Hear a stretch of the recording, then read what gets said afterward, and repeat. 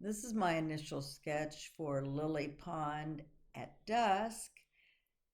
As you can see, I laid out the lily pads, trying to proportion them, and I drew in some sketchy frogs about where I thought they'd go, and some sketchy dragonflies and stuff.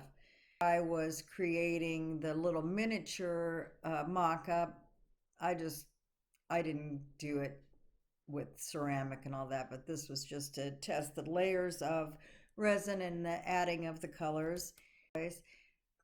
Once I had decided the layout for the lily pads, I traced them off in silhouette and I cut out stencils. And the same way with the frogs, I had to change them a little bit. And the dragonflies and the flowers, I sized those all up to be the size for my large picture, and then I cut out stencils on the silhouette so that I could airbrush the little bodies behind. Then I built the basic shapes and I let it go leather hard, and then I carved out the details on the clay medallions.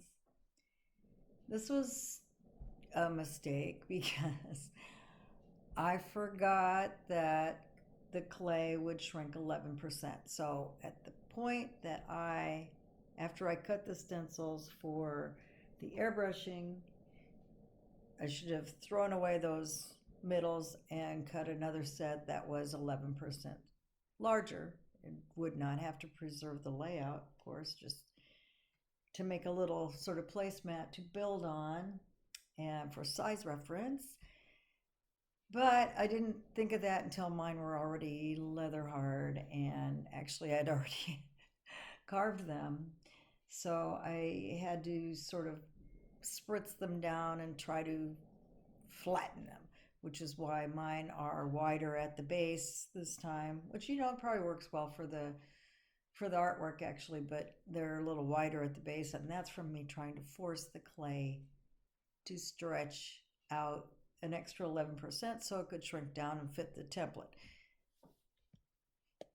This picture is, I believe, after 2 sessions of airbrushing the background and then brush painting the heavy body acrylic over to make the leaf veining and some stems and stuff like that. Next is the mock-up, where I took some lily flowers off the internet and I grabbed a few frogs that were cute to model after, because I don't have either a lily pond or frogs anywhere nearby.